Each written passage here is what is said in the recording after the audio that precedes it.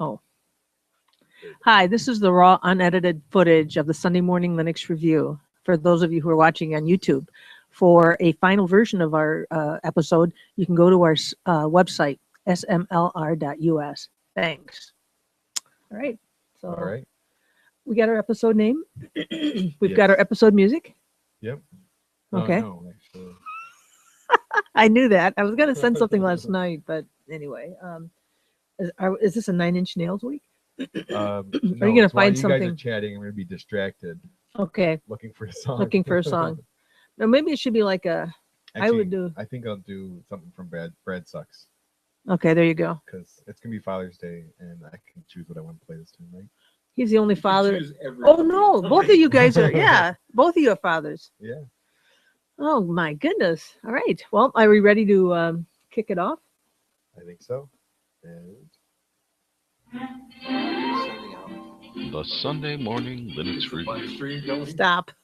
actually, it isn't. We should start that. That's we're the human checklist, Matt. Thanks for Now we're on it. broadcast using this tool. Yeah, using this tool over Kevin Wisher's Raspberry Pi on an AUG stream. Kevin Wisher. So that means the pie's in Indiana, right? That's right. So it's an Indiana pie. All right, So okay. anybody out there that's watching our YouTube stream and wish that you could get away from Google, then there Or is an wish you AUG could get away from us. Yeah. check out our website, smlr.us, and it'll show you all the details on the live page. Ooh. Yeah. Are we ready now? I think so. Take two. We've been recording. All right. Yeah, take two. The Sunday Morning Linux Review. Starring Mary Talmadge, Tony Venus, and Matt Enders as the neighbor.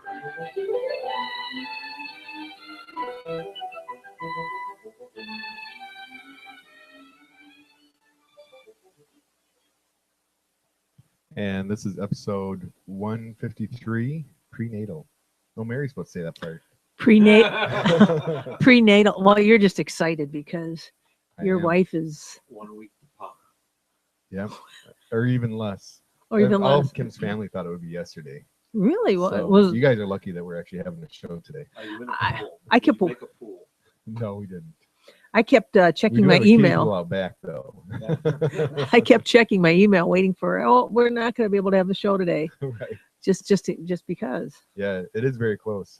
Technically, I don't know for anybody out there that doesn't know about pregnancies and stuff. And That we could be interrupted during this show. yeah, it's likely. That Oh my god. full term pregnancy is considered 2 weeks before, 2 weeks after the due date, Right, because the due date is only an it's a guess. estimation. Yeah. Yeah. So we are in that Yes. window. Yeah. We've been in that Ooh. window for a week now, and Okay. uh, Well, let's talk fast. right. And so anybody you out there wondering how close my wife is, Kim, you can go to our webpage on the show notes. There's gonna be a picture of her belly. She had a It looks party. like twins from the side of her phone.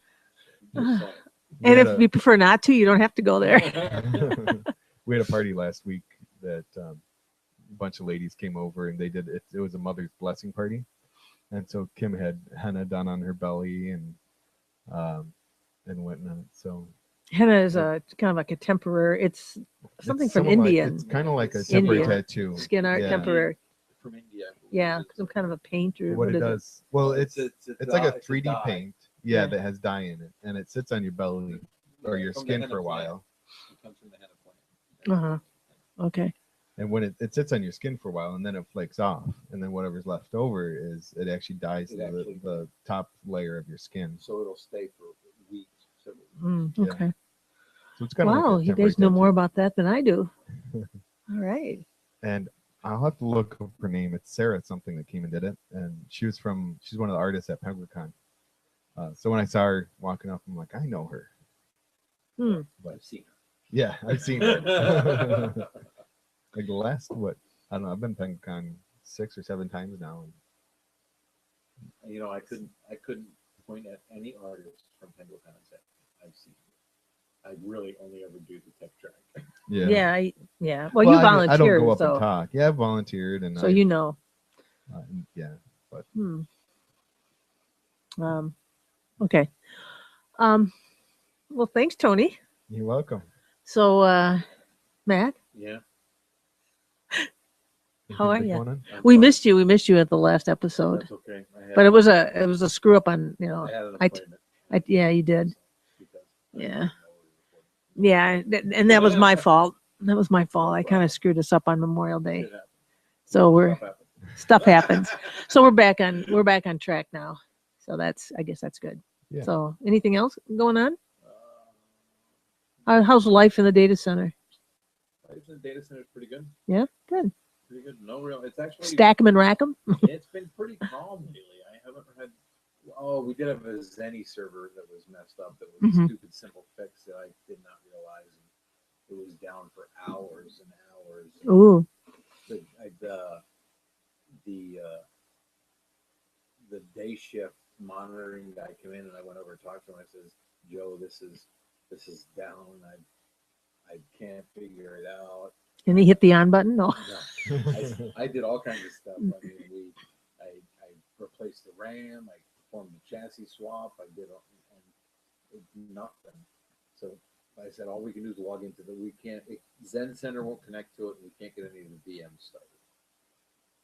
And so, but we can log into a terminal via SSH. So he SSH in. Within 2 minutes, said, "Oh, root's full." Doesn't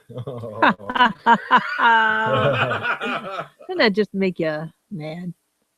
I was a little pissed off at myself, I gotta tell you. Yeah. Well, those things happen. Yeah. As you said, Matt, stuff happens. Yeah. That's right. Oh, huh. Well, good. Anything else? That's it? No, that's pretty All right. Well, Tony, in the last episode, we were talking about hardware acceleration and all that, and I had every intention of checking it out. I actually went into the port system, and there were several NVIDIA drivers that I could compile and install because, it's not yeah. loading. Remember we talked about that? However, I ended up in the hospital last weekend. So, no. yeah, so I never got a chance to do anything with it. Yeah, I had an erratic heartbeat. So it was like going between like 150 and 160. But it's all okay now, right? Yeah. So I had a numerous EKGs and got this medicine that converted me back to a regular heartbeat with. I don't mean to private. Did you go to the DMC? No, I went to Beaumont. Beaumont? So Right. I've heard good things about DMC's cardio. I'm sure it is. It's I've my heard commercials insurance. also. Yeah. That's all Yeah. heard. I had a Beaumont doctor. No, I have a cardiologist that Oh, talk to Yeah. people in the oh. waiting room, and I've heard good things that way. Yeah, I think they got a pretty good one. So yeah, so anyway, I was just in there last Saturday, early Saturday morning. I was in there all day Saturday, even after things went back to normal. They just kept me in overnight. So then the bed next to me was empty. Well, there was a lady who checked out. I mean, Checked out. she was discharged. It's not a hotel. I know, but I had a little menu that and I called room service for my meals. It was really kind of fun. But anyway, well, no, the cardiac diet is extremely bland. Yes, Oh my yes, gosh. it is. But anyway, so an elderly lady was admitted last Saturday night to the bed, in the bed next to me because it said semi-private room. So at about 10 to 5 on this lady had, she had some issues, but at 10 to 5 last Sunday morning, all of a sudden the screeching alarm went off. She was trying to get up out of her bed and they had the bed Oh, the alarmed alarm on. just so that somebody could assist her and she wouldn't fall. So that woke me up out of a dead sleep. And yeah, so, and then the only other thing is I had to get an echocardiogram on Wednesday. I go to the doctor's office and they won't let me in the door because somebody was having a medical emergency in the lobby. So I go in and they're doing chest compressions. They had oxygen on this older guy's Whoa. Was face. it a cardiologist?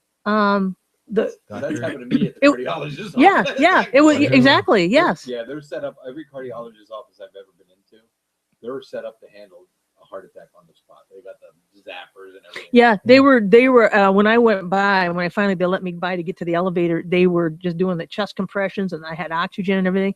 I guess they eventually stuck a needle into his heart with epinephrine and just to try to get him going. Adrenaline is what they Oh, do. it's adrenaline? Okay. Whatever. Something.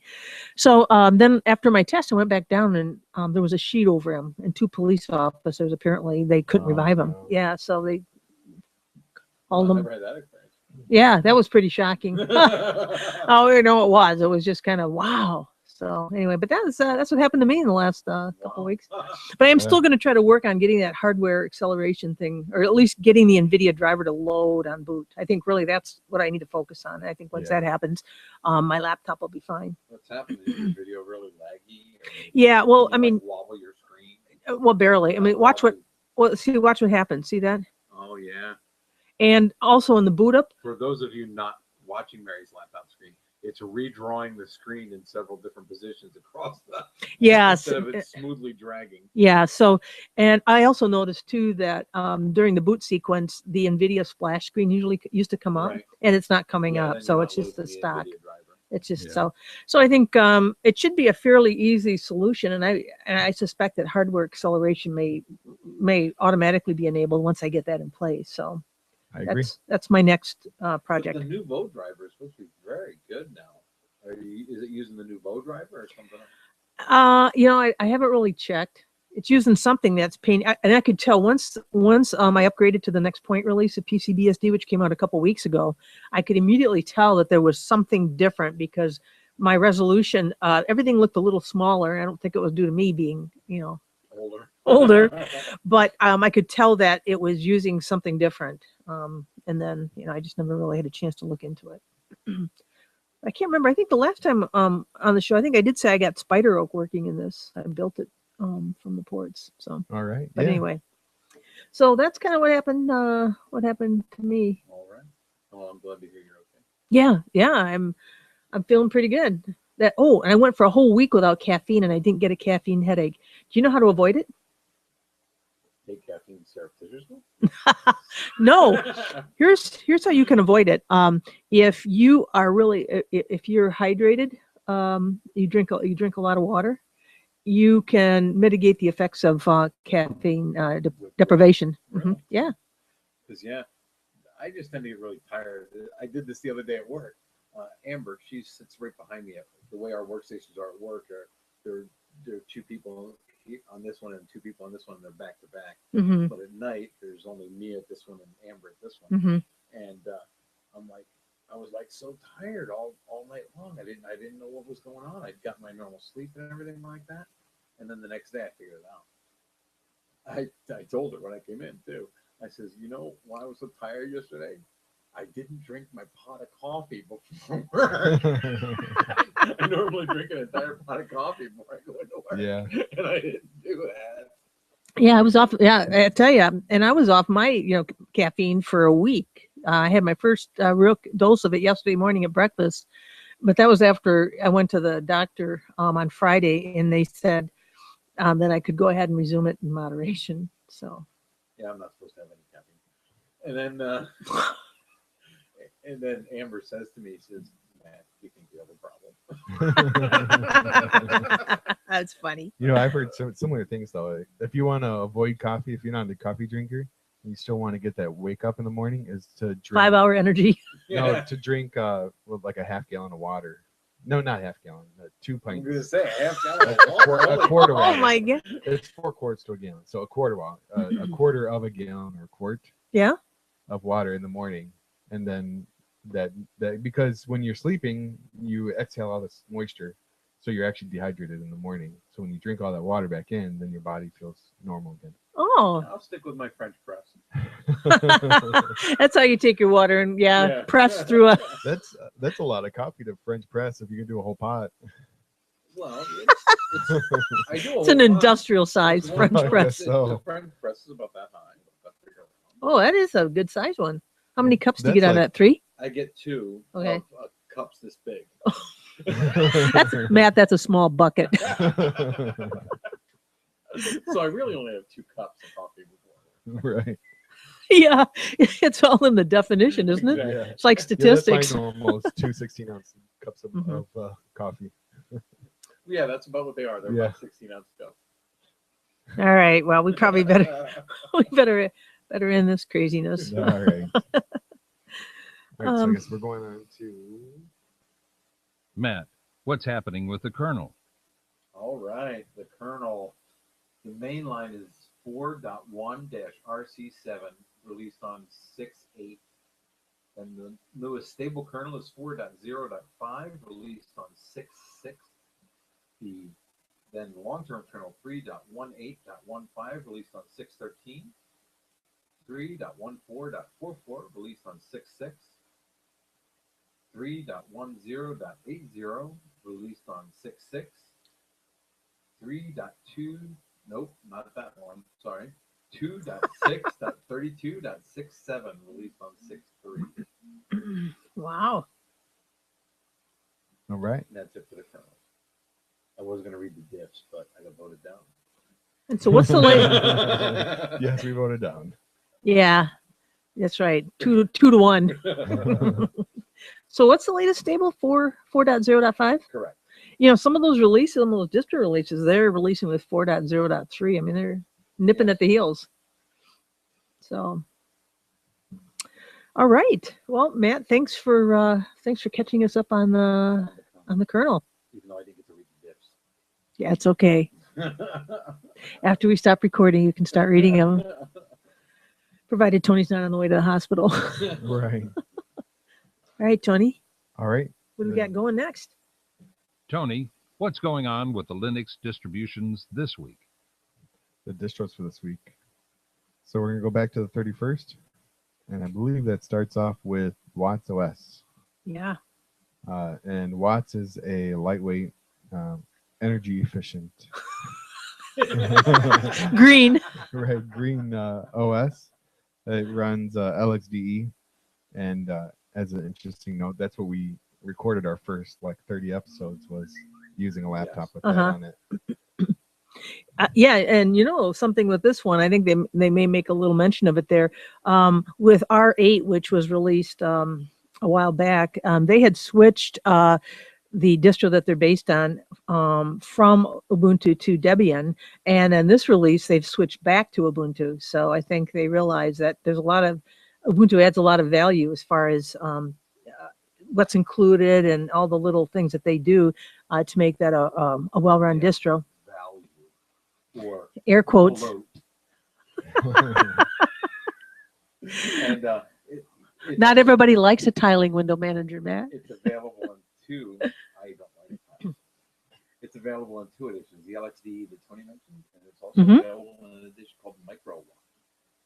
Yes, Ooh. and you know, well, in both 32 and 64-bit. So some distros are not putting out a 32-bit anymore, and some continue to put out both. So that's kind of nice because there are a lot of old computers floating around out there. Some teams are putting out a 32-bit, but they're just taking their time getting to it because there aren't that really Yeah. many Yeah, 32-bit users out there. and also the microwatt version that's using i3, that very kind of Spartan. I mean, it's a window manager, Yes. but you know and for anybody who's looking to try the microwatt, I like that microwatt. They've put together a 20-minute video that outlines the basics of working with i3 and Watt OS. So yeah, so that's kind of helpful because when sometimes those tiling window managers, there's some little keyboard shortcuts, and Yeah. I remember when I remember that thing with rat poison I did a couple Yes. years ago. Yeah.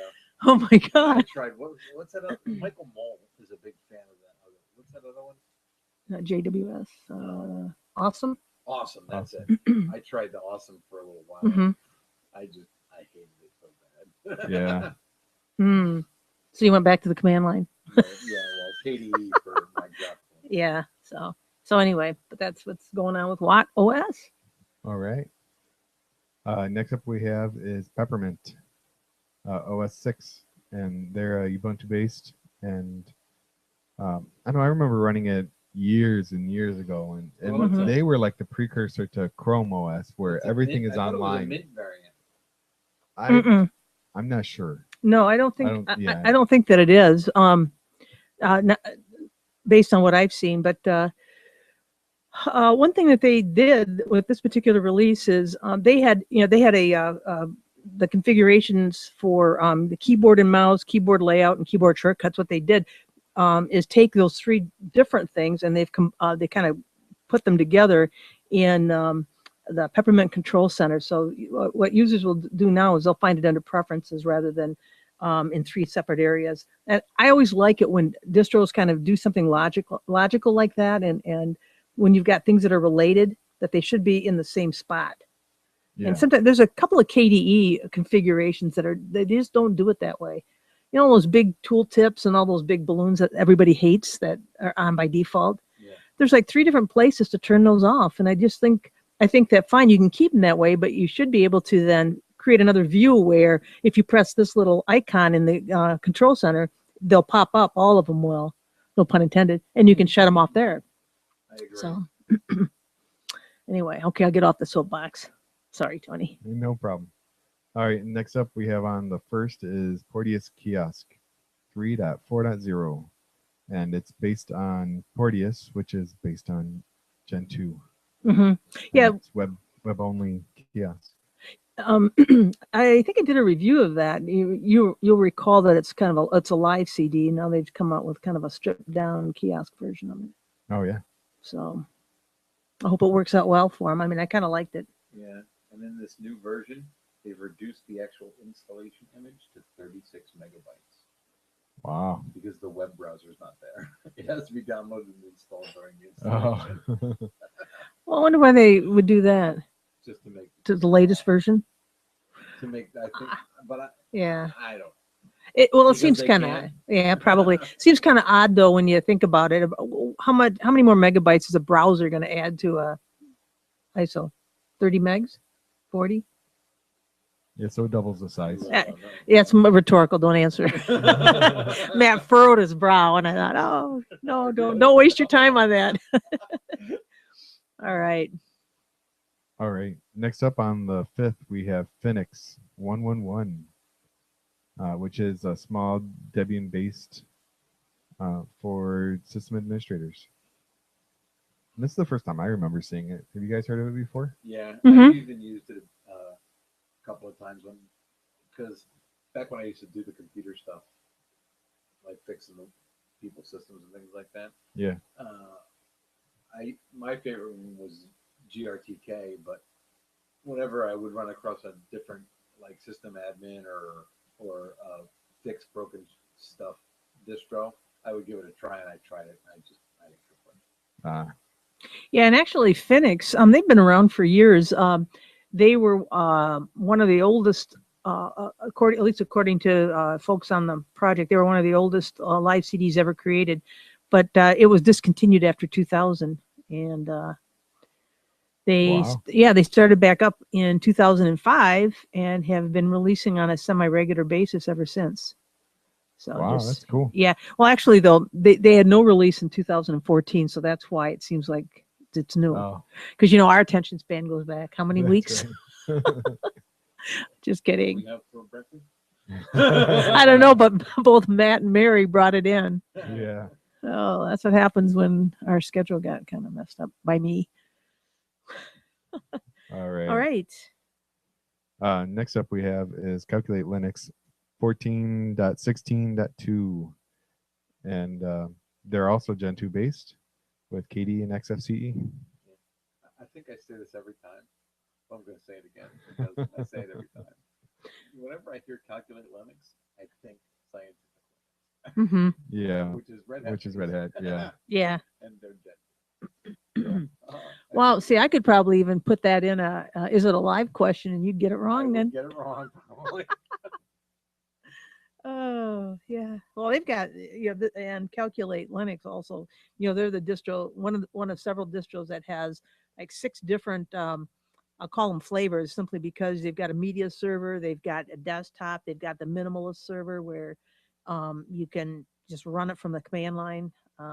It's kind of an interesting distro. Out of Russia, I believe. Okay. Tony? All right. Next up we have is Sabian 15.06, and Sabian is also Gen 2 based. And they have the 4.0 kernel. Yeah, as I mentioned, there's like a couple of them that have it, and they're one of them. And they have official known KDE minimal spin base and XFCE. And they're named after an Italian dessert. Are they really? Sabian. Oh no, wait a minute. I'm I sorry. thought they were named after a breed of penguin, but I think you're right. I don't where that came from. I have no idea. It must be just residual from my my episode. Yeah, my that's what we'll call yeah, my episode. Yeah. All right. Oh, Matt used that excuse for years. it. I figured, hey, I could probably get that too. But no, I'm getting it. There was an Italian distro that I get it confused with. But you're right. Sabian is not. I mean, it might not be a breed of penguin. Gen 2 is the breed of penguin, but Yeah. Oh, actually, it is. It is a dessert. is it? Yes. All right, is. then you were right. I think what threw me off is that was Gen 2 base. That's the breed of penguin. Yes, that's So- where I got the breed of penguin from. All right. Well, we got to move on. End this travesty. No, just kidding. All right. Next up, is Remnix. And Remnix is REM, that stands for reverse engineering of malware. Mm-hmm. And they're Ubuntu based. It's supposed to be lightweight. right. And they say they're 6.0. I have never heard of these guys before. I haven't either. And I was looking on the DistroWatch page and there's no other releases on distro. So this is the first time they're hitting DistroWatch from what it shows. With a 6.0 release. Yeah, well, keep in mind, not every distro makes the front page. Just because they, I think For whatever I think reason. it's their first release, and they just called it 6.0 to F with us. no, I don't think so. It is it's their first release on DistroWatch. But one thing about them is that they, you can avail yourself of this distro a couple of different ways. I think they've got a virtual machine that's already set up that you can then download and install in VirtualBox. Also, they've got a install script. If you are running, I think it's Ubuntu, whatever the Ubuntu version that they support. If you're running that, you can just simply run the install script, and it will install all of the tools. And this distro has got a ton of tools. Oh, I'm sure. Oh my I mean, gosh! it's meant to reverse engineer malware. Yeah, so Yeah. so it's got a ton of tools when I was out at the webpage looking at it. So, but yeah, you can take an existing Ubuntu laptop or desktop, whatever, and run the script and install the tools on top of that. And they said, I think no question, it's kind of a no questions asked situation. So you just run it. It's not going to prompt you for things. Or you could just take the minimalist Ubuntu install ISO, install that, and then run the script on top of that if you just want the straight stuff without messing up an existing Ubuntu desktop. So there you have it. All right. All right. It's nice that they give you choices. I like the fact that you can just download a VirtualBox version. I agree. So And Well, I would assume that'd be the way the to way work to with do it, because malware. then you totally isolate the Mhm. malware. Yeah. You can. true. Yeah. There's a lot of tools you can do within the VMs and everything that where you can shut off networking or allow just specific. It's easier to do it from your computer than Right. to otherwise you have to have a whole network backend to do all that set same up the stuff. interface Mhm. as a dummy, so it doesn't really go anywhere, and then monitor it from outside the VM to see if that malware is trying to reach out. And Mhm. things like that. Yeah, exactly. Yeah. All right, next up we have is Clonezilla Live 2.4.2-10 Did we miss one? Solid XK. I guess you're right. Yeah. 2015-06. And they're Solid X and K. So the X is for XFCE and K is for KDE desktops. All right. So also on the 9th was Clonezilla, which I just said. On the 13th, we have KOS 15.06. Mhm. And yeah. Oh, I was just going to make a mention on that. You can download the ISO, I think, directly from that front page. But what the KA or KAOS project recommends is that if you're going to burn the ISO, that you need to burn it at speed no higher than 4x, 4 times, whatever. Why? I think just to increase the reliability of the burn, so that you're not going to get a corrupt burn, I guess. Well, that's what they recommended. I have a sometimes when feeling that's what happened with their machines that they were testing with, Mhm. and that a lot of what I've seen is when you're burning discs, it's per machine. Yeah, it's Some really run processor. better than others, and Because I've seen it step up and step down depending on It's what I'm very burning. processor intensive. So Okay. it depends on your processor. right, and what Yeah. other things you have running, and Yeah. exactly. Okay. And then the only other, go ahead, Did Matt. they switch to a rolling release though? I think they did. Then why are they having releases? Well, I think what they do,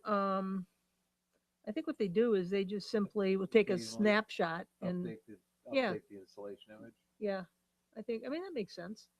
If somebody's thinking of switching from Kubuntu to something like this, of course, this is Pac-Man based, so I like Debian based stuff. If I'm running Linux, one other thing too is that I think most Ubuntu based distros have that UNet boot-in, that utility that allows you to create a USB. Thumb drive. Yeah, you will not be able to do that with this particular release. They don't support it yet. So there you have it. Other than that, I mean, it's pretty recent. They're using Plasma, Plasma desktop. Okay, Tony, back to you. And then the next one up we have is IP Fire, which is 2.17 Core 91, and this is the big thing is they've updated OpenSSL and IPsec, among other things, obviously. But yeah, firewall distro, awesome. I used to run it for a long time, but Yeah, you're running pfSense, right? yeah, I'm running. How is pfSense that now. working out for you? It's good. Mhm. Once you get the initial setup done, You never have to touch it I haven't again. touched it since. There's one thing I do want to do to get it running. I want to get IPv6 running on the internal network. Mm-hmm. That's the only reason I went away from IP Fires, because I really liked IP Fire, Mhm. but I wanted IPv6 on the internal network, and they don't support that. Isn't your internal network natted anyway? Right. So IPv6 won't net it. Won't be netted. So that's one reason. But The other could you reason come is in- so could you come in on the IPv4 and then hit the IPv6 or? no. You would have to have some kind of tunnel set up, Right, or but they RD. have those IPv6 addresses. There's a block of IPv6 addresses that are similar to the private networks in use. And Correct. Even though IPv6 isn't meant to be natted, they're for natting IPv6. Right. Yeah. I mean, it's possible to do it. It's just not the proper way to do it anymore. And you rely on a firewall for allowing traffic through or blocking traffic instead of NAT, where NAT is not security. I know. We, yeah, I know. You, Matt, and I Security had this riot. conversation at PenguinCon with another guy we know, and he's like, "No, it is. Come on, it is." I was like, "No, it's NAT is not security." No. It's kind of like just having a kid sit at the front door saying, "You're not supposed to come," and then most people listen to him. But the average, Sometimes people don't. That's right. That's right. That's right. A couple of other changes that were included in this release of IP Fire. The list, as far as the DHCP server, the list of static leases is now searchable. And those static leases, they're created from a list of dynamic leases. They're now added in the user menu and will allow editing of the new entry right away. So they've kind of increased or add that little flexibility. And also the peer-to-peer, the P2P block feature is now disabled by default on new installations. So, and they did that because there were a lot of, I guess people were, the feedback they got was a lot of false positives. And also usage of peer-to-peer networks has declined in the past, so they don't consider it as a good default setting any longer. So your existing installations aren't affected by that. It's just if you install new. So that's a change. all right, Okay. very cool. And the last on the list we have is Voyager Live X8. Uh, The French-based, well, a French-based. is it? distro. Yeah, it is. Yeah, they're based on Debian Mhm. with XFCE. Yes, they are. All right. Cool. And then I guess we're going on to The distro of the week, according to Distro Watch, calculated by website hits per day. the top 5 of the week. Oh, And I was hoping that I would have mine Shoot. refreshed before I. I accidentally closed my distro watch window. Well, I'll Mary will give you the I'll give thumbs you up the or thumbs down. up. All right, go ahead. Or we could just burn a few seconds here while Matt Yeah. brings it up. Talk amongst yourselves. Kvetch. Kvetch. That's what that means. All right. There you go, Matt. Well, great. So we've got All right. So at number 5 we have Magia with 1082, And up.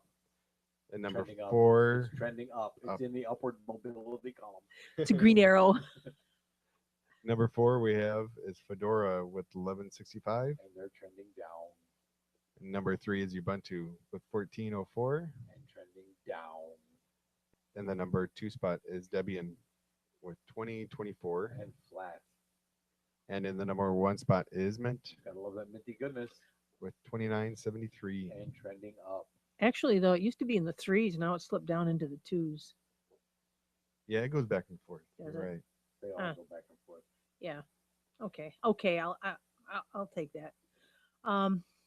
And just to make a little note that PCBSD is holding strong at number 35 and trending up with 325. And FreeBSD is right behind him, also trending up. It's at number 38 with 323. And again, these are just unofficial numbers from the Distro Watch And then web there's a page. distro called Light right in between them that I've never heard of before. Light? I'm guessing it's a lightweight Linux distro. Lite. It's called Linux Lite. Yeah, we've talked about it. I think I even reviewed it. Oh, yeah. It's just called Light. Right, but click on it. But it's just called Light. It says Light.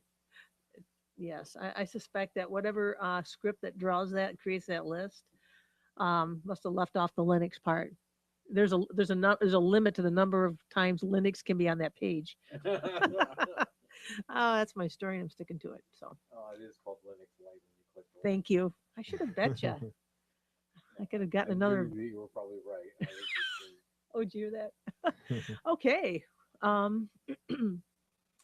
Well, so Matt, are you Am I what? tool typified today? You know, or- as we're glancing down that list, there's one called Linux Console. Do you think that's just a console distro? that it boots to the console? Yeah, there's no X. Well, I don't know. Designed for. Oh no, it's a see different editions designed for desktop servers, gaming consoles, and old computers. Mm.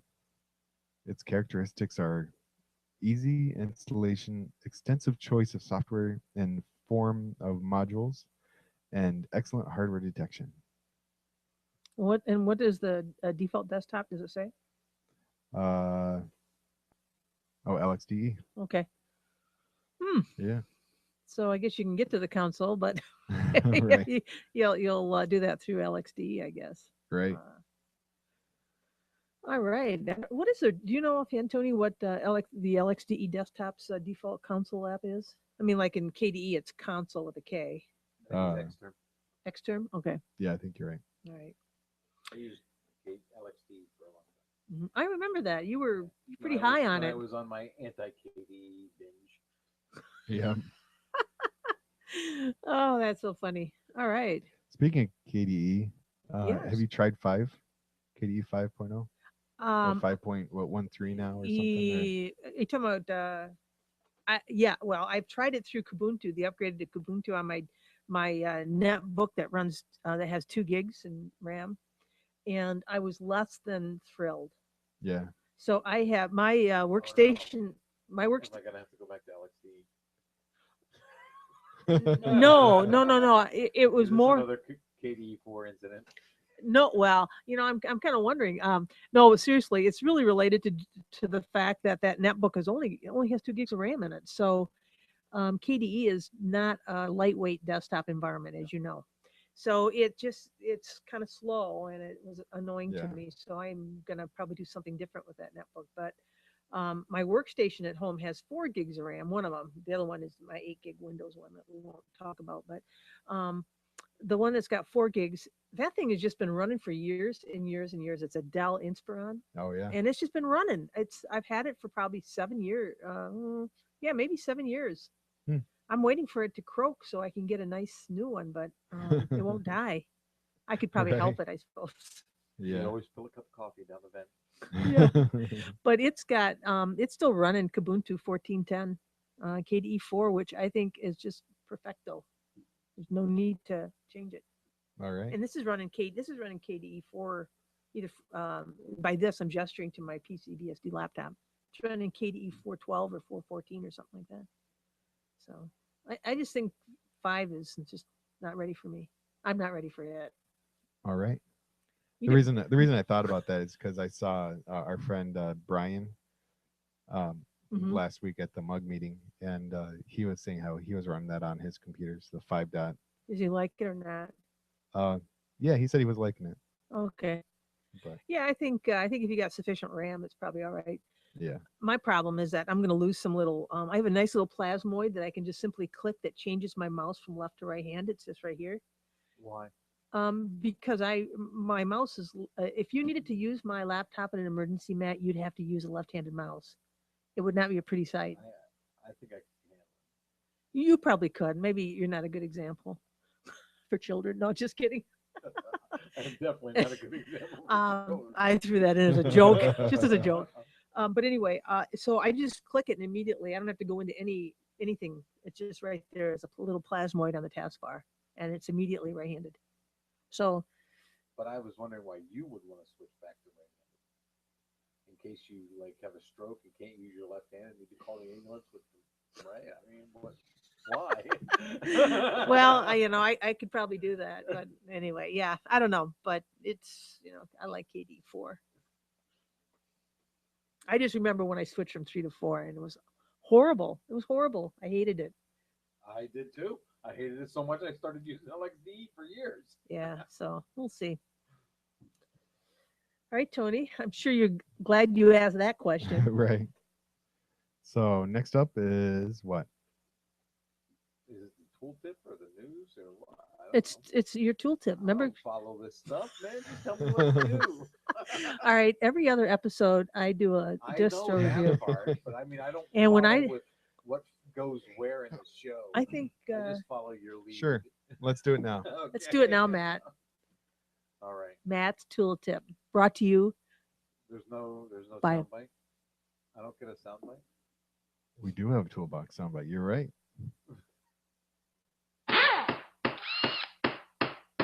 Tools from the toolbox.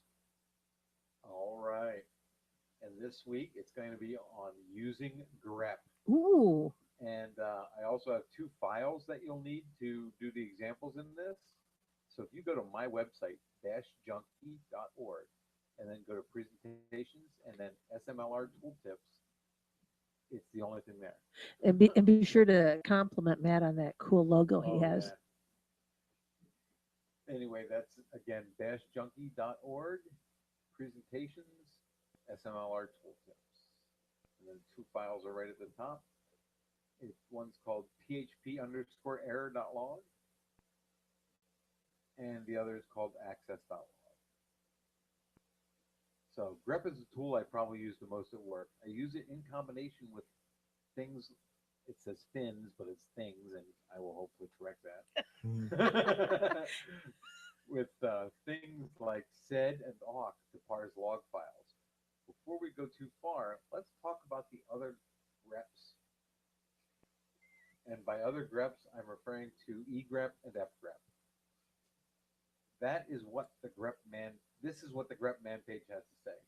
The variant programs egrep and fgrep are the same as grep-uppercase E and grep-uppercase F, respectively. These variants are deprecated but are provided for backwards compatibility, which means the only reason they're there is if you have some very old scripts, those scripts won't break. Stop using them. All right. All right. If Matt says stop using them, you better.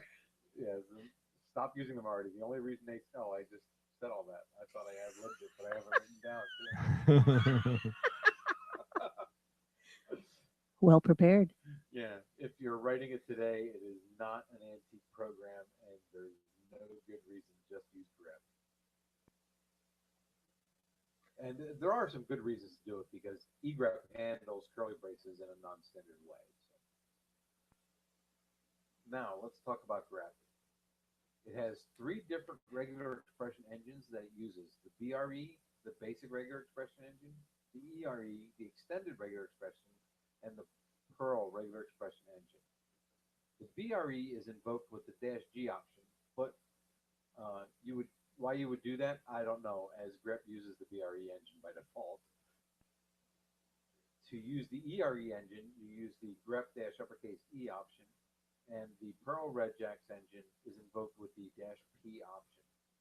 And I think that is a PCRE engine, but they never say that in the man page. They never come out and say it's PCRE. So I don't want to say it's PCRE. They just constantly refer to it as the Pearl Regex engine. So, Yeah. And I stick to using the default behavior or the uppercase E option because this is what the man page says about the -P option. This is highly experimental, and grep-P may warn of unimplemented features. So yeah, I just stick with the I mostly use the -uppercase E. And there's one more option that affects the regex engine, and that is the -uppercase F option, which I also use fairly frequently. And the -uppercase F option says that it should search for this fixed string, basically turning off all regex. So most of the examples I use here will use the uppercase E option. Now let's look at some example searches. -I equals ignore case. It makes your search case insensitive because by default grep is case sensitive like all Unix. So grep-I terminating from php underscore errorlog is going to return all the ones that contain the word terminating, either uppercase or lowercase. And then the -V will invert the match. So what that means is if you use the -V option, it's going to print everything that doesn't match the terms you give it. Okay? So like if you did grep-uppercase EV and grep for pool user term byte FPM and ready out of the PHP error log, you're gonna not get very much back because that's almost every line in the error log contains those things. So, and then that's our matching control. And then for general output control, the switches I use most often or flags are the -C. What the -C does is tells you how many times your search term occurs in the file you're searching. Oh, that's kind of helpful. I find it very helpful. Yeah. Especially when I'm looking for people trying to brute force. I want to know how many times their IP address made an attempt to Oh, yeah. So like if you do grep-uppercase EC, and then I have a regex string that does date and time in the access log, it tells me that there were 3,232 hits. Wow. Because each hit is gonna have a timestamp for what time down to the second when it gets done. So, Okay. -L. This will print out the file names which contain your search pattern. I personally only use this in combination with the -R when you are scanning a directory tree. Because what the -R does is do it recursively. And like, say you want to, say I'm looking for a particular IP address, and I want to know what vhost file or files may refer to that IP address. I will grep for the IP address, through the Etsy directory, and then it will return the various vhost files with that IP address in it. Off what? The Apache server that you're, Yes, okay. the virtual Mhm. host file is Those, what. yeah, it's on Apache. Because So you set up can have- multiple, yes, people. multiple websites using Yeah. the same IP. You need Mhm. vhost files so that when the request comes in, I think that's cool. it Yeah, knows where to direct them. okay. And then there's the -M and then a number. This tells grep to stop searching after n lines containing the pattern match. I don't really use it use this that often, but I thought it was cool. Mhm. All right. So if you only want to see the first 3 matches, you would say M3, and then it'll stop after 3.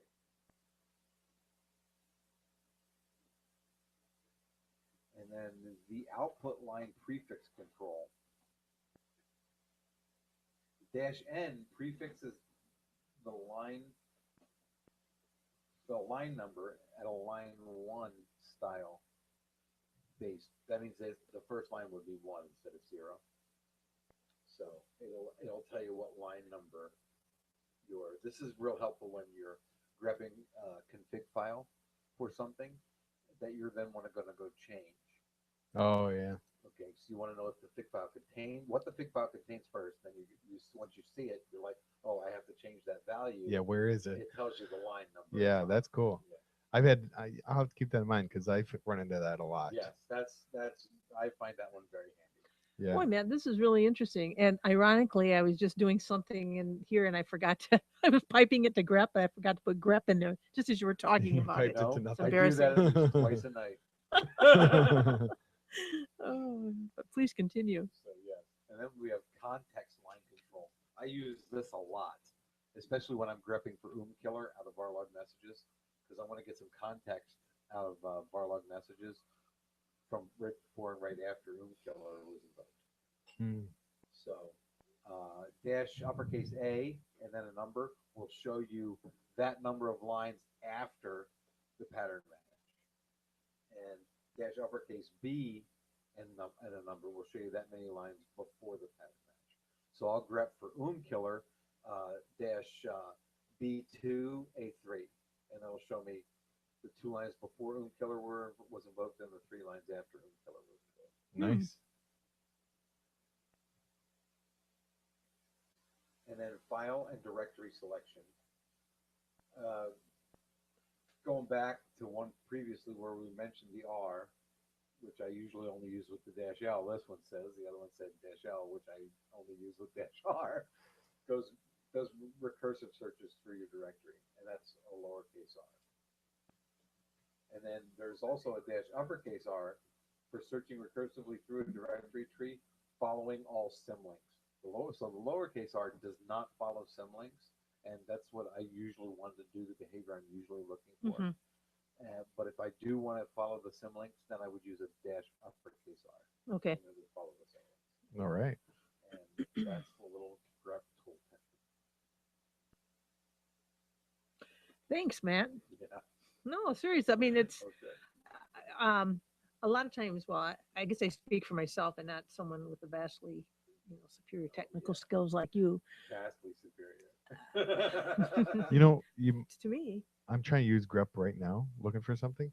Did you say when you use grep that you say grep, then the file name, then what you're looking for, or what you're looking for, then the file name? It's grep your flags, what you're searching for, your search term, and you should single quote your search term. I didn't say this, but you should almost always single quote your search term, and then the file you're searching in. Okay, cool. Thank you. Okay. excellent. You want to know why you should almost always single quote your search term? Yes, we do. It was the unasked question. Because you don't want the shell to expand anything that's in your search term. Oh, by searching. Exactly. Okay, Say you're each accidentally one individually. Say the term $, uppercase PWD, is in your search term. Mhm. You don't want the shell to expand that because you're trying to find $PWD, uppercase P, uppercase W, uppercase D. you're not trying to find your present working directory. So is that's what expand means? Is that it takes it as a variable, and if you double quote it? Yes. If you didn't use any quotes or use double quotes, that variable would expand. Okay. That's why you almost always want to single quote it, because you almost never want Yeah. the shell to expand things. Right. Well, I mean, I got that part, but I guess I was confused on what expand means. Oh, yes. But all right, It's cool. called shell expansion when the shell does things like expand a variable Mm-hmm. and do other things. That's yeah. I it's hard. I think I understand it, but when you use the word to explain the word, it doesn't Yeah, really I know. I explain don't know it. how else to explain it. So It expands it in the sense that dollar $PWD is usually going to be much shorter than your actual present working directory. okay. Yeah. So okay. So it gives the whole directory instead of just Yeah, dollar the full PWD. path. Yeah. Like if you type PWD into a terminal right now, it will tell you the full path of wherever you're at. I'm sorry. It does. Yep. Very cool. All right. Thank you, man. Mhm. Great. All Then- right. I guess we're gonna. We're gonna go on to It's time for the tech news of the week. the news. Yes. So, do you guys have any articles this week? I do. I have 4. All right. Excellent, Matt. um, You know and I have one.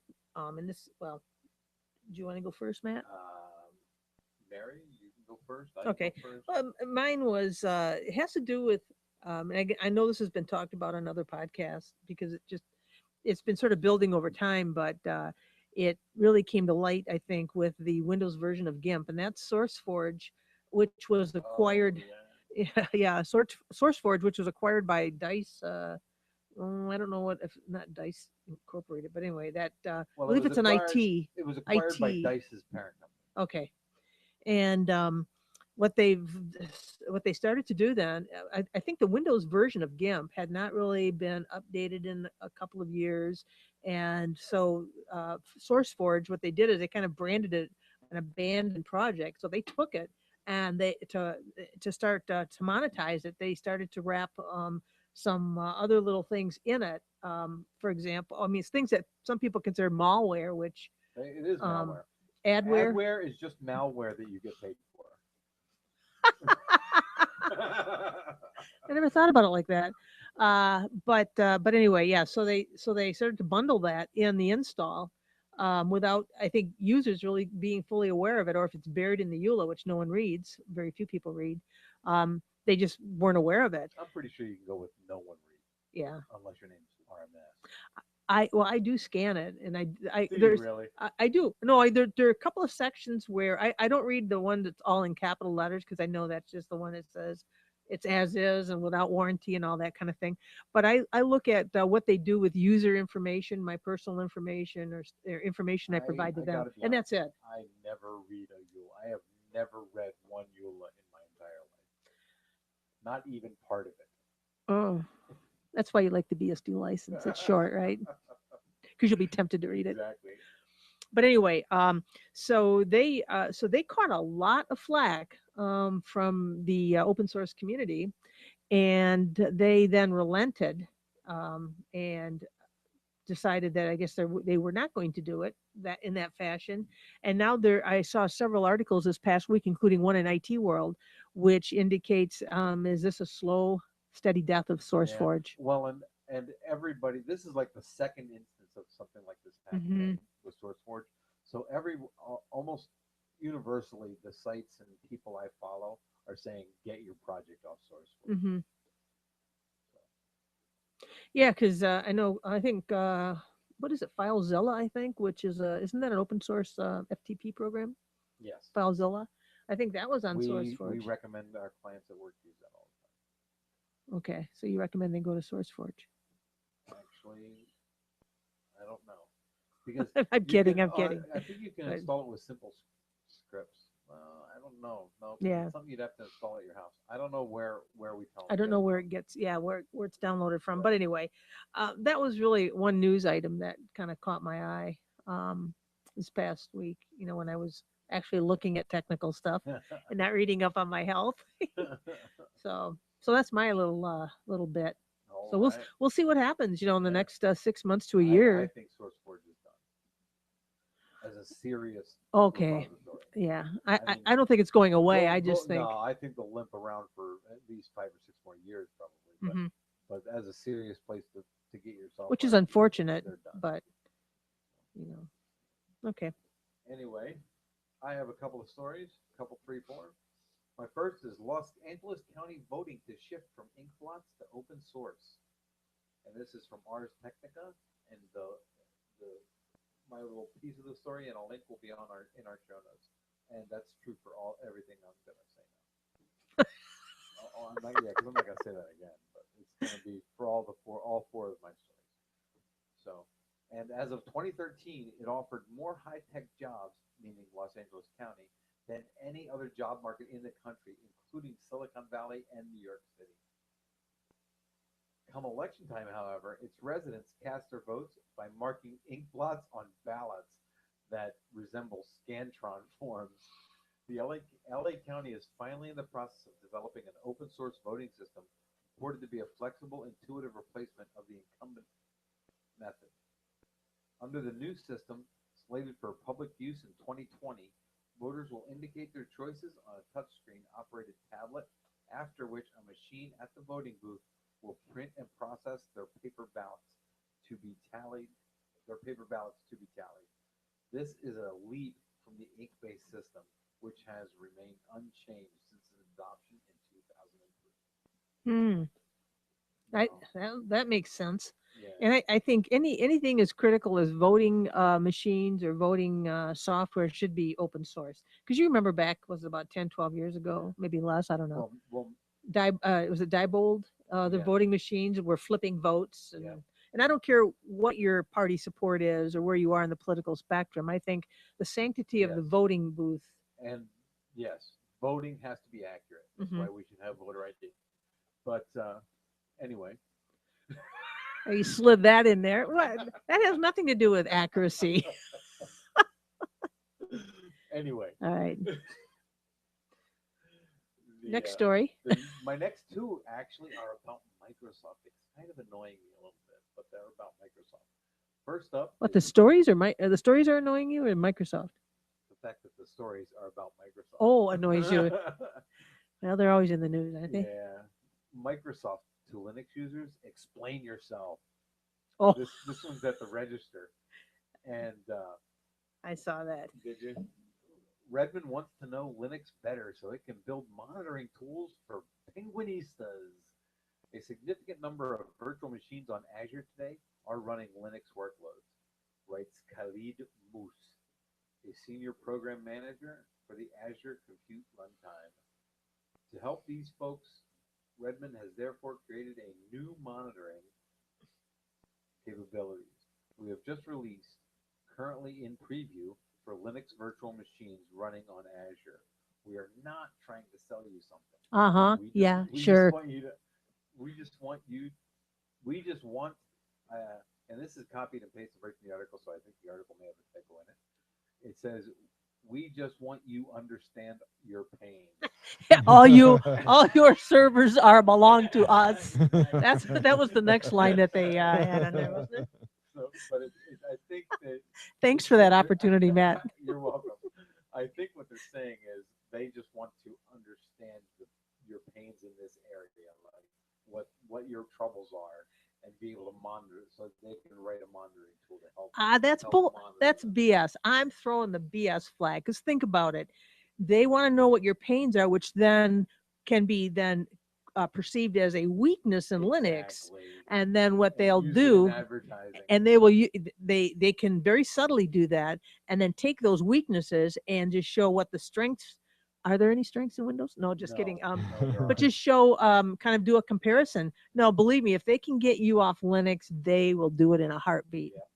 Yeah. I mean, and I'm not saying that's good or bad. they I'm just seem to saying be- that's a competitive thing. Exactly, and they seem But- to be so embracing open source lately. and I just, be wary, be very wary. yeah, that sheep coat they got on, look Yep. underneath it. Exactly. I hope, Because hope there's they're wearing definitely a clothes, wolf- but there's a wolf under yeah, there. yeah, something in wolf clothes. But yeah, I just when I saw that, I just threw the flag because again, not because I believe in competition, and I mean Microsoft has a right to compete, but you got to do it fairly. But I just think that they're out to We want to help by helping you monitor your system. yeah, we want to know your Right. pain so we can turn it into a selling point for our Yeah. products. And my next story is it's alive. Microsoft to let Live Writer live on as open source. So this was at InfoWorld, and its devoted followers, including some within Microsoft, get their wish. As 8-year-old blogging tool, this 8-year-old blogging tool will survive. Microsoft will breathe life into Windows Live Writer by open sourcing the 8-year-old blog publishing tool, a company manager said earlier this week. We're going to open source Live Writer, so don't worry, tweeted Scott Hanselman, a principal program and community manager for Microsoft.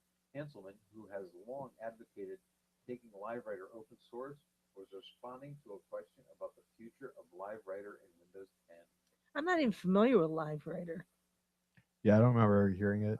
I don't know what it It's- is I at mean, all. It sounds like Well- one of those things where it's a old software that nobody really wants, so they're Yeah. just giving it away. And, now. and so now they're open sourcing it, so it makes them sound. Oh So, my yeah, so God! they can get some They're such a member of the splash- community. Exactly.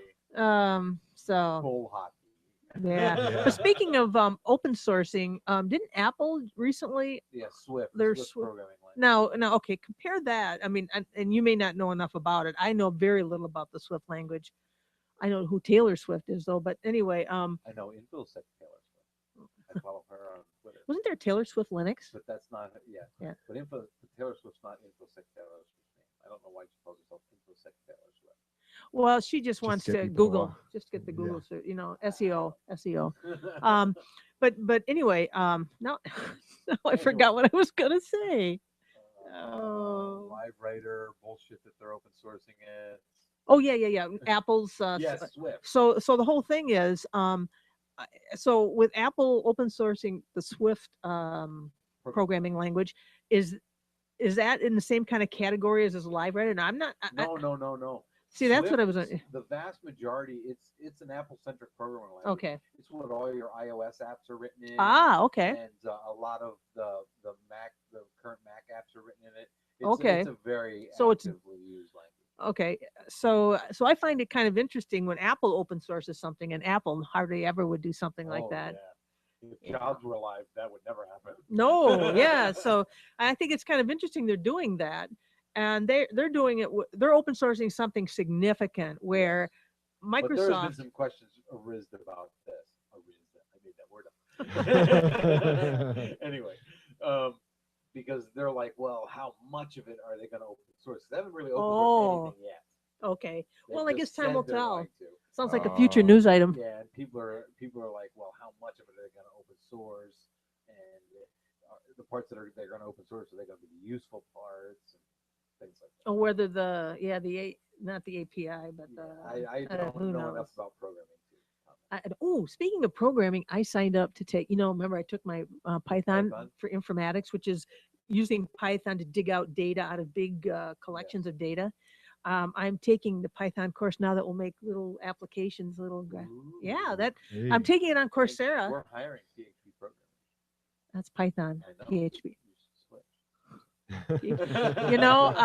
I always liked PHP too. It's just I just liked it. But anyway, but with Python, it's through Coursera. It's the same site that I took the Python for Informatics course. So it's kind of cool. Very good. Starts in a little less than a month. So you'll hear me, oh, I barely got through this lesson. There we go. Okay. And, Is that the end of your Microsoft stories? that is the end I have of a our m- Microsoft I got a Microsoft comment. Just a little note. You guys probably saw, and I think we actually talked about this several episodes ago, that Microsoft is going to be sending out free updates of Windows 10. Oh yeah, if you're running Windows 7 or Windows 8. Do you know on Yeah. my workstation that I trade and do the financial markets on, You've gotten the pop-up for it. I've got it. Yep. It's sitting in my system tray. I had to acknowledge something, which I thought, oh, I guess I will. And yeah, it's sitting in my system tray now. And so I think when it's available, they're going to. It says, Tony, I'm sorry. the- You've been looking the- at the back of my head. sorry, Um, it pops up and says, "Do you want to reserve your copy?" Yeah. It's like, really, what do you need to reserve it for? Is it like a limited amount of bits that they're going to send out? It Yeah. I don't. Yeah. doesn't make any sense. I think it's just trying to get people pre-hype about it. That could be. It could and be a get- marketing ploy. Yeah. Then they could say, "Oh, we had 13 million people update in the first week," or whatever. You Mhm. know, That could be. just because they're trying to get everybody to do it. I've had both my parents and my wife ask me, because it's popped up on their computers, Mhm. should we do it right away? I'm like, no. I said, wait a couple months to make sure everybody else is okay, and then It's not even maybe. available yet, though. That's just it. Right. Right. No, but it's supposed to be But available if you click that, it's gonna mid-July. do it. It'll do it as as soon as soon it's ready. available. I think it'll notify you to take the action as soon as. I don't think it's going to automatically update you. If you go through those screens, it gives you an option. Do you want to be notified, or do you want to download and install it? As Yeah, soon as I it's said I ready? want to be notified. I never Right. any Microsoft I- upgrades. I I always agree. want to be notified. Yeah. And even on I always Android, have my updates, even on Linux. Manual. Yep. Yeah. and even Tell on me when you're Android. gonna update before you just go out and update it. Yeah. Yeah. Yeah. I do the same. Yeah, it's just that one last vestige of control that we have. Yeah. and then I just glance at the list. Say, yeah, go Yeah. ahead. Right. Oh, you've watched my technique, eh? Well, I usually I scan it and say, oh, okay. Sometimes I may scan it depending on how long it is. I have an app which actually this is an Android app.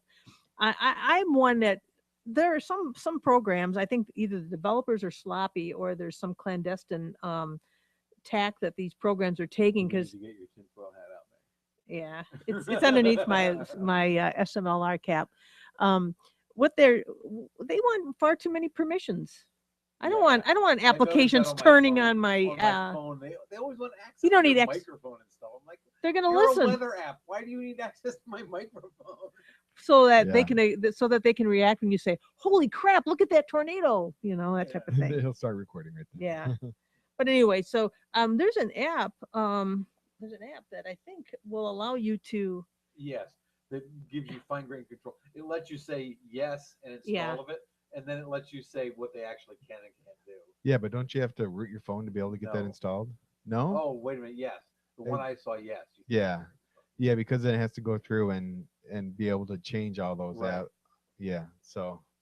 And then my last story, it's not really a story, but I found it very amusing, was FreeBSD breaks piping LS output.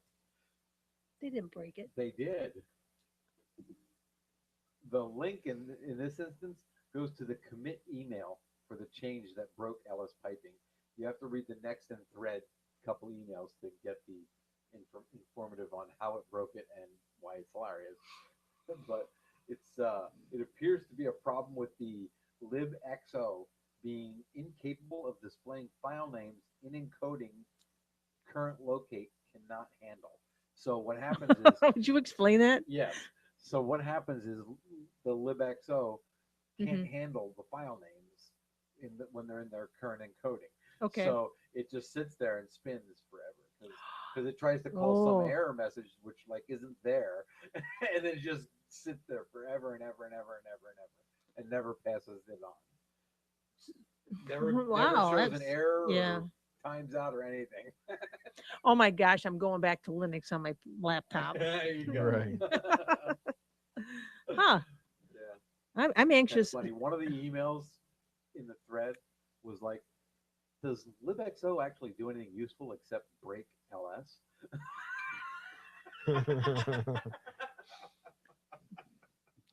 I thought Yeah, that is. it was funny. And that's all I have. Huh. Those are some good stories. So Matt, thanks for sharing. Yeah. It provided a vehicle for me to talk about that Windows 10 thing, which I had meant to talk about earlier because I had just popped up recently. Oh, and I yeah. forgot. So, all right. All right. Tony? Cool. I have one security bit. Oh, Have you guys heard of Venom? yes. Snakes. Like this. Yeah. But first of all, The I virtualized have them. environment neglecting operations manipulation. Right. But I have to stop you for a second. Why the heck? I thought it was very excellent Never mind. Go ahead. Why the heck did we start giving CVEs these freaking cutesy names? What's okay? I plead ignorance. What's a CVE? The exploit. It's normally Oh, a CVE dash some number. fucking number. Oh, that thing. Okay, I know Thank what you're you, talking Matt. about. I'm sorry, Tony. I was hoping that would slide by. Should we after I start over did it. again, Tony? We'll start the show all over. No, you did turn the recording on, didn't you? Yes, Okay. yes, I did. I think we start this bit over again. So Tony, all right, 3, 2, 1. So Tony, what do you have? I do have one security bit. All right. It's called Venom. Venom. I gotta stop you. This whole thing about giving these CVEs these freaking cutesy names is just, it annoys the piss out of me. It really does. And Tell us I how don't- you really feel, Matt. for people out there that don't know what CVE is, it's a common vulnerability and exposures. And then And usually so it's there's followed by a- a number. I think there's like a database of them. Yeah. Right. And I think, man, I think the reason why is that it's an easier way to reference oh to my it. god, it's ridiculous. I think that's why. I hate it. Anyway, so in this one particularly, Venom they gave the name for, and the guys over at CrowdStrike had found this vulnerability, and what it does is it allows somebody to be able to go from a host system, a guest system, through their web server, whatever they have, and then either go side by side into other guests or into the host system. Yes. Um, It allows you, it's the first exploit ever that allowed you to jailbreak. It allows a jailbreak from a VM Right. to the host. Yeah, and as we're talking about VMs, it's anything that's based on the QEMU, because it's the vulnerability in the QEMU virtual floppy Yeah, the floppy emulator. driver. Yep. But who's emulating floppies out there, really? It's 2015. It's- If you're emulating floppies, just fucking stop. Or, I'm sorry. Well, you don't you don't have a choice though. It's just there, right? You don't have to use it. No, you can remove it. But don't you have to like remove it through you have to recompile and say not include floppy emulation and I think it's just like any other piece of hardware. You can just, once you've done your install, tell the operating system it's not there. Don't use it. but it's still in the hardware. It's not the operating system. The hardware driver, or it's the hardware driver for QEMU, not the But I think in order to driver exploit it, of you've the got to be guest. emulating the floppy drive. If you're not I- emulating the floppy drive, it's I not I exploitable. heard not, but I could be wrong. I don't remember You don't the have to be very actually specifics. emulating any floppies, like using it, but the emulated floppy drive has to be available in the machine. Right. If you make the emulated floppy drive not available inside the VM, you can't exploit it. Oh, okay. Yeah, I'm not sure then. Yeah, it sounds like you're right, but from what I heard is you can't turn it off unless you recompile without I that don't. enabled. You may be right. I don't use virtual machines enough to know. Right. I would imagine there'd be a way, just like on a regular machine, even if you have a floppy drive in the system, you can say don't load that driver, and it won't load that driver. Right. Yeah, I agree. You would think so. Right. Mamas, don't let your babies grow up to be drivers.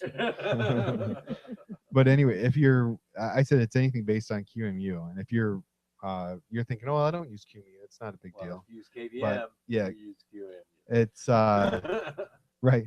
Zen, KVM, VirtualBox, and the native QEMU. Those are all, and those are like the biggest ones used in Linux. Yes. So if Especially you're using KVM. any of those, update right away. I There's a wonder couple if that, FreeBSD is No. okay. and it's also because it's a software problem. Like for QEMU, not an operating system, then it's operating system agnostic. So if you're running Debian or Ubuntu or Red Hat, it's there. So you Yeah. need to update no matter what you have. So I have a link on in the show notes that it goes in and tells all about it, and then it links off to your distro of choice, or like if you're using Rackspace, they have a page about it, how to fix it, and things like that. Speaking of Rackspace, I have a friend who works for Rackspace. I was talking to him this week. Mm-hmm.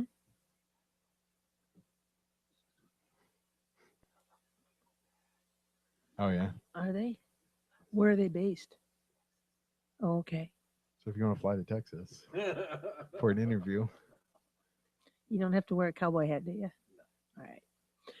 Um, hey, in the chat there was a question. Um, how come we don't have swag? Because it costs money. they came from our One of our- donor Sean. Yeah. Oh, I'm sorry, Sean. Even though you're a donor, it's because it costs money. Well, yeah, you know what we're gonna do? We're gonna have a business meeting and we'll discuss it. Yes, maybe for donators, we could institute some swag. I think so. Yeah, if you donate $100 and we'll give you a $10 shirt or something. Yeah. It'll be the Oh. Yeah. the 100, you get a T-shirt. For 50, you get a pen. a sticker, a big sticker. For your And then when we website. have our fundraising drives, we'll play old editions, the best of And for 25, people on you the get phone a manning hearty phones. Thank you and a beer if I ever run into you at a con. Right. Hey, it'll speaking of be like beer, the PBS specials. For $250, you get the single DVD. Yes. um, uh, actually, I've got about 5 things to say. I was at there's so look Okay. out, They're all trying to get out at once. They're all trying to get out at once, and so I look paralyzed. No, there's actually, and I'm going to go way off topic for a second, but there's a store just north of Detroit. It's called Rocket. It's in Ferndale. Yeah. It has got all these crazy little toys, little robots, little this, that, and the other thing. It's you ever heard of accoutrements or Archie McPhee? No. Oh yeah, they got all sorts of Hmm. toys, stuff that grown-ups would like, just fun stuff. Like you want to put a robot on your desk, they got little robots and all this stuff. Anyway, I got they have these little rubber hands, and it's like from the wrist, up. And so I stuck them on my finger. I got 5 of them. I stuck them on each finger of my hand and my thumb, of course. And then I took a picture of it and called it Fractal. Do you get it? I get it. Oh. I thought it was pretty clever. But just because I get it doesn't mean it was funny. All right. Well, there you go. That was all 5 things. Yeah, that was that one for each finger. Oh, so anyway, but that was So we're thought it gonna was get a kinda fun. fractal with the SMLR logo in the middle of the palm then? Well, I think it would be Speaking kind of which, fun we to need have. work on that logo. Yeah. Yes, we do. It looks I- like an English teacup. I- Oh, it is a coffee cup. It's a diner Well, here's- coffee cup. Don't you remember what the old time diners, the coffee cups used to look like? The ones I went to had mugs. But here's my take, and this is something No. we would have to. You never went to a diner that had the china white with the blue ring coffee mug? All the diners I've been to it's brown, like an 8-ounce Okay, brown the ones mug. in Pennsylvania that I went to as a kid, Wow, and by kid I mean 15, 16, 17. Okay, decades ago. really decades ago. They were white, like traditional looking coffee cups. Mhm. Really had that really heavy china and blue ring. And I think it has the distros that we're running, doesn't it? Yeah. The distros we were running. Yeah, I don't think That's anybody's right. running those distros On their laptop. anymore. That's Well, right. I took over Mint. You were running Mint before. Yeah. I'm running that now. Yeah, and And I'm And on Mary- Fedora, and Mary's running PCBSD. Right. Well, you have KDE on your desktop at home. yeah, or Kubuntu. Kubuntu. Yes, I Yeah. do. I do. But as I said earlier, I'm waiting for it to die so I can get a 64-bit machine, because PCBSD is not released as a 32-bit ISO anymore. So and then of course I do have a new motherboard for it sitting in the closet. That closet that That you might make it 64-bit, Mary. no, it won't. Oh no! I mean, when I say it's a new motherboard, it's a motherboard for that model, and I bought it like 4 or 5 years ago, and that's when I think I mentioned this a long time ago. Yeah, I remember that. I had my machine was acting up and it Oh, wouldn't boot, Yeah. and it turned out I thought, oh my god, my motherboard, because it's kind of an integrated motherboard. I Yeah, thought yeah. something's gone bad, and like a fool, I ordered a new motherboard, which cost me like I don't know what it was, 100 Did and you get it some. from Dell? Yeah. Yeah, then it was at least 100 Yeah. and some upgrade. Well, Yeah. yeah, I just wanted. I just at the time I just didn't know any better. So So anyway, so I get the motherboard, and then I decided to do some mem test. It turned out that the Yeah, RAM, bad one RAM. stick of RAM. RAM was bad. So I'm thinking, oh my gosh. So yeah, so that's what happened. So, but I tell you what though, I did change out the motherboard, and it still was happening. That's how I discovered it. It was a good learning experience for me because I now I can swap out a motherboard, and all you got to do is take a bunch of pictures of all the connections and just make sure they're all connected I right there. usually tend to you know. just remember where they're connected. Yeah, but you work with computers. I mean, you do that every day. So, Yeah. Not anymore. well, I just wouldn't. I wouldn't remember it all. I'd have to, just take There pictures. aren't that many And it things. worked. It really worked well, though. I had about 5 pictures of all the connections, and it worked well. So, Cool. All right. where were we? I have no idea. Listener feedback. Oh, Oh. before we do that, we The gotta. only listener feedback I have is Wait. from the 22nd or something like that. Oh, the But lost, I don't remember the lost ever- show years. I don't. No, May 20th is when it came in, Hmm. and I don't ever remember talking about it. It was Scott, and he was talking about like money programs. Yeah, we talked Did about it we last talk show. about that? Yeah, we Okay. did. Hmm. I still had it for some reason, and so I wasn't. That's 'cause you sure weren't if we here. could talk about- Oh, Yeah.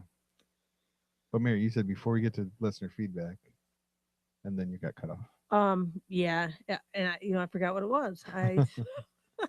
All right. It's a wonder I'm even here today, isn't it? No, I'm just kidding. No, what it really was is about we need to make a beer trip. Yeah. a what? A beer trip. We need to go someplace. I was thinking that because we need to missed find out what the- Linux distro is releasing, and then just decide Oh, we're gonna have hey, a release party. I have the week after the 4th of July off. Okay. So if we want to do something, that would be the week. Okay. All right. Yeah, it should be fine. If- I have at some point in the 'Cause you'll next need 2 to get weeks out I'll of have the 2 house. weeks off. You'll need to get You're out of gonna the you're gonna house need to get out of the house, Tony. so you can get Yeah. some sleep. We'll cover for you while you sleep at the bar. Yeah, we'll drink. You just order the beers. We'll drink it for you. You catch a nap. All I right. think that's how we're gonna do it, right, Matt? Yeah, that sounds good. All right. So, all right. I guess now it's time to move on. Or we already moved on to listener feedback, Yeah. kind of, didn't we? And All that right. was it, I think. So, Yeah, as far as I know. all right. Well, keep those cards and letters coming. Oh, All right. right. So we're gonna go on to the music this week, right? yeah. What you got, Tony? Featured music of the week. And we're gonna go for Bread Sucks, and one of my favorite songs, and actually it's their top listen song. Sick as a dog. Actually, I do like that song too, but it's called "Making Me Nervous."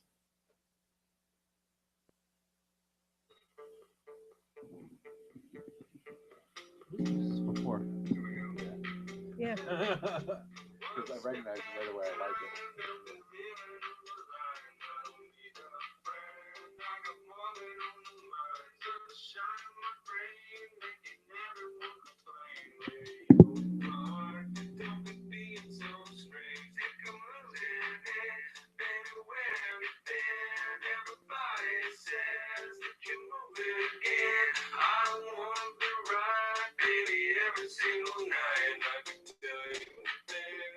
Speaking of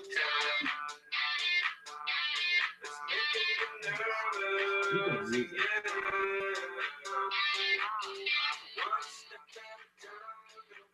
All right. What's that, man? David Grohl with the Foo Fighters. You know who David Grohl is? Mm-hmm. Okay. They were given a show, and he broke his leg during the concert. Oh, I saw No that. I way. mean, I He didn't broke- yeah, he see broke the his Just leg event. recently? during the concert. Heard about it. And he had him bring a chair on stage. They propped his foot up, and he continued to play the guitar and sing while the EMT put a temporary cast on his leg, and he finished the show. No before he way. went to the hospital. Wow. Now there is an entertainer and a showman. I'm telling you, that is hardcore. That That is. is. That is. Wow. All right. So, Yeah, that's cool. wow. I guess we're. What's our next segment here? Oh, I guess we've run out of them. Yeah, I That's think right. The end of the segments. Oh, you know what I'm going to do when I leave here? What? I'm going to the movies this morning. You know what I'm going to go see? What? Spy. You know what? I've heard some good. I've heard some really good things about that too. I saw a snippet of I love of the that lady. trailer. I think Oh, she is Melissa hilarious. McCarthy or I have you don't, said? I don't Oh, know. Yeah. right. I don't know her name. She but had a scooter. is She rode it into the so- cement or this wet cement, and it just stops, and then it falls over. Well, no, that's not when it falls over, is it? I It thought it falls was. over when she first gets in it at one point. The one clip I saw, when Yeah. she had just first gotten into it, and it fell over when she tried to take And off. she just then goes- and she gets out of it and stands up and says, "A roof? Who puts a freaking roof on a scooter?" Oh, she's funny. It looks hilarious. Yeah, Oh, it's yeah. just that kind of visual, physical slapstick humor when cleverly done is hilarious, and she when- just and when does it she's- so well. She's disguised as like that older lady, and she I at the haven't seen curb it. outside the airport, Okay. and that car drives by, and the guys in the car make huge cat calls at the women next to her, and then they get to her and they just kind of look at her as they drive by. She goes, "Well, that's an ego booster." So yeah, I'm gonna go see that movie this morning. It should be funny. Yeah. All right. Where are you going to see it? AMC Fairlane in Dearborn. Have you been there? Once, about a year and a half ago. I live in Detroit, man. It's I know okay. you live in Detroit, but I'm not doing that. There's usually a lot of like high school children. Sunday morning, I don't know about. You might be okay Sunday morning. they'll but be in church. yeah. Right. No, the last time I was there was a couple of years ago, and I'm never going back because it was just an unwatchable, unbearable experience. Was it? Too loud, Right. too talking, too. I mean, at some point, I think there was even throwing things back and forth at each other. What movie were you seeing? That- Some action movie. Well, there you go. This is a chick flick. No. All right. All right. But anyway, it's a big juvenile. There are a lot of juveniles that go there. Okay. All right. So we've come to the end of the show. No. Really? Oh my Oh. God. Oh my God. You've been listening to the Sunday Morning Linux Review. This was episode 153. Prenatal. That's right. About to pop. The bun is about ready to come out of the oven. That's right. This is Tony Bemis. Matt Enders And Mary Tomich. saying, "See you next time." All right. Like we were just paused, like, okay, what's next? All right. All right. Well, thank you, any YouTubers, for viewing this. As we mentioned earlier, you watched the raw, unedited version of the show. You're gonna do Oh, the recap beginning thing, yeah. Yeah, so- or not. Did we not do that anymore? Yeah, we're still doing it. Okay. So as part of the Hmm. this is the raw unedited. Yeah, is for you now guys. We're gonna talk. What we're gonna talk next is gonna actually be stuck in the beginning of the Yeah, edited Look, show. I never hit enter on my howdy everybody. You Why got did so you excited about why talking did about you that just- ticket. Huh? I would replace the howdy with goodbye, everybody. All right. So, all right. On this episode of Sunday Morning Linux Review, we'll find out where I spent my last 2 weeks, or actually where I spent last weekend. We'll also catch up with Matt as far as what's going on in the data center, and also Matt, you'll be talking about a pretty interesting tool, won't you? Yes, I'll be talking about grep and how I use it at work. Yep, we'll also have our normal distro segment where we'll catch up on what distros were recently released and various other little facts and bits of information about them. And Tony, you'll have something for us too. That's right. Security. Yeah, all I can see is snakes. So stay tuned for Sunday Morning Linux Review. That's funny. Now, this part's not for the thing, but you use a Snakes. snake. But it reminds me of that commercial. I forget what it's for, but he's like down in the swamps in Louisiana, and a snake bites him. So he runs and gets in his truck, Oh. and then he finds these like Cajuns that are putting like fishing gear in boats, and he's like, "Oh, I got bit by the snake," and the guy says, "It's not poisonous," but he says it in Creole, and the only thing comes out is poison, because in French it's the same thing. That's how you say poison. And he's like, "Poisonous? The snakes were poisonous." The guy goes, no, I said, not poisonous. And, but again, he says it in Creole. And the guy goes, oh, no, I feel it now. And then the next, it cuts in there. He's sitting around a campfire with his buddies, and he goes, turns out I'm immune to venom.